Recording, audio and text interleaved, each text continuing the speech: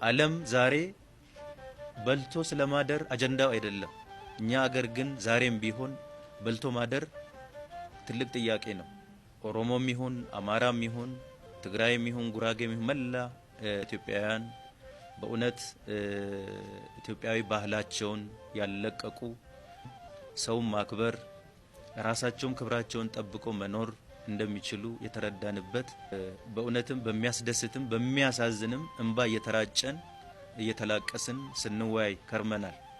እንግዲህ አገራችን ያሳለፈቻቸው የፖለቲካ ታሪክ እጅግ በጣም የሚያሳዝን ብዙዎቹ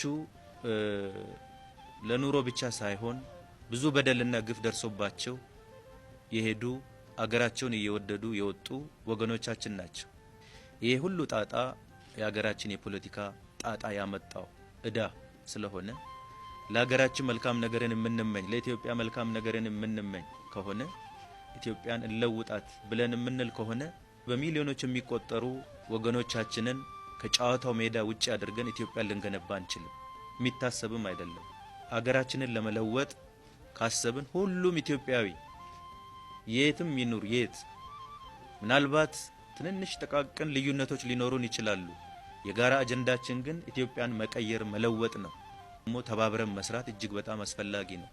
ጥቃቅን ልዩነቶቻችንን እያጎላን ነገር ግን ትልቅ በጋራ ልንሰራ የምንችለውን ቤት ወደ ጎን ትተን እሱ ላይ ብቻ እየነቀስን እያጎላን የምንሰራ ከሆነ የትም ሊያራምደን አይችልም። ስንዝርም ወደፊት ልንጓዝ ስለማንችል መቼም ቢሆን ምድር ላይ እስከኖርን ድረስ ይቅርና በማህበረሰብ በቤተሰብ ውስጥም ጥቃቅን ልዩነቶች ይፈጠራሉ። ከተቻቻልን ከተደማመጥን ከተስማማን ግን ትልቅ ዝሆኖች ነን እኛ ኢትዮጵያውያኖችና ሁላችን ልንረባረብበት የሚገባን ዓለም ዛሬ በልቶ ስለማደር አጀንዳው አይደለም። እኛ አገር ግን ዛሬም ቢሆን በልቶ ማደር ትልቅ ጥያቄ ነው።